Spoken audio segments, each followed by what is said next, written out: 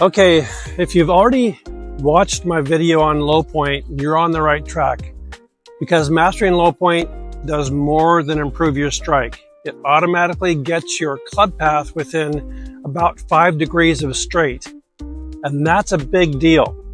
If your path is more than 5 degrees into out or out to in, and you haven't yet mastered low point. In this case, I would encourage you to keep working on low point first, because that's the foundation for your club path. But if your path is already 5 degrees, within 5 degrees, into out or out to in, then this is where the real fun begins, because now we're talking about fine-tuning your path to shape shots on command. I'm talking draws, fades. This is where shot making begins. And here's what's so important. You don't need massive path changes to do it.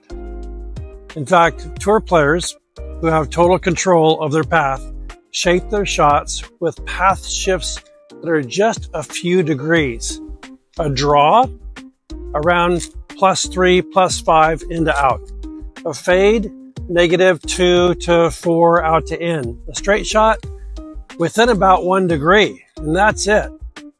So if you've been trying to swing 10 degrees from the inside or across your body to cut it, you're not actually shaping shots. You're fighting the laws of geometry and making consistent ball striking nearly impossible.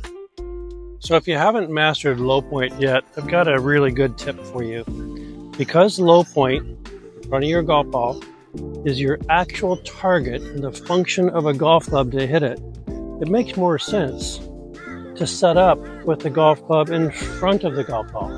I've got a 7-iron, so that means my low point is 3 inches in front of the golf ball.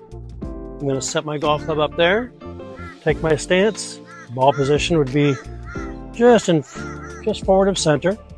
Okay, I'm actually going to preset my pelvis just a little bit to the left so it matches my low point. And then when I'm ready to hit the golf ball, I'm going to put the club behind the golf ball, and I'm in a much better position to strike the golf ball with the low point in front of the ball.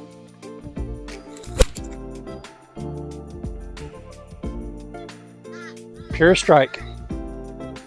After coaching for 4 decades, I'm actually astonished how golfers today still struggle with swing direction. In fact, I can't think of any other sport where it's so misunderstood. Can you imagine throwing a dart or shooting an arrow the wrong direction and expecting a good result? Golf coaches can actually put their students into 2 categories, those that swing to the right and those that swing to the left. If you swing out to in, you play a weak fade, you fight a slice, and hit a straight pull. If you swing into out, you play a draw, you fight a hook, and can easily push it straight to the right. You know, most golfers try to change their path by swinging their arms a different direction or setting up with their toe alignment a different direction, but neither of those things actually are going to work. Most golfers are left scratching their head wondering why. The good news is the secret for creating any path you want is next. But first, let me set it up with a story. So going back to 1967, True Temper, the golf shaft company, built a robot named Iron Byron. It was named after the consistent pro golfer Byron Nelson. Now, this machine had only one repeatable swing, so the USGA used it for decades to test equipment for conformity. Now get this, we could make it hit any shot we wanted. How? We simply moved the machine. We moved the whole unit, then adjusted or realigned the face angle and the robot's mechanical hands. The swing didn't change, but the path did. Let that sink in, because that's exactly what you need to understand. You don't need to change your swing to change your path. You need to adjust your setup. Okay, this is what you need to know.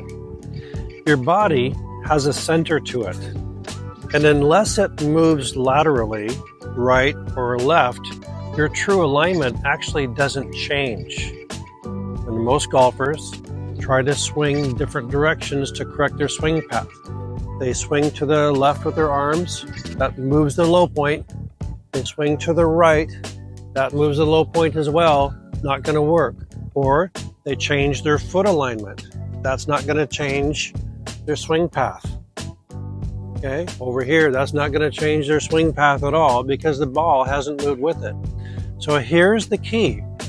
What you have to do is you have to move the base, the foundation.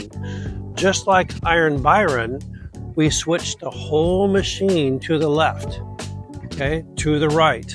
And that means moving your feet that direction, okay?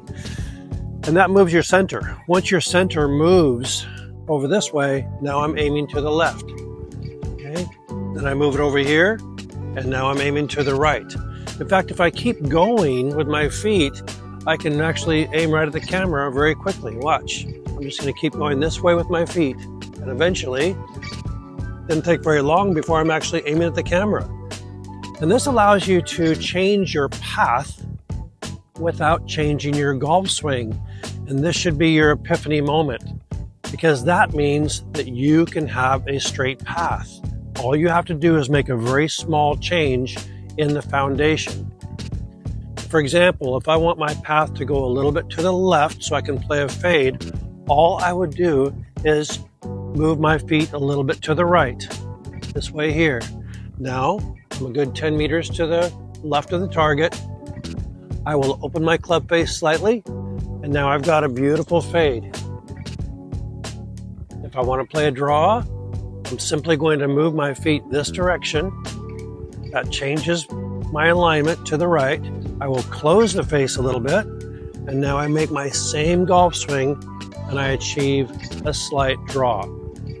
This is not rocket science, but most golfers, well, just about all golfers, don't get this fundamental. You have to move your feet right and left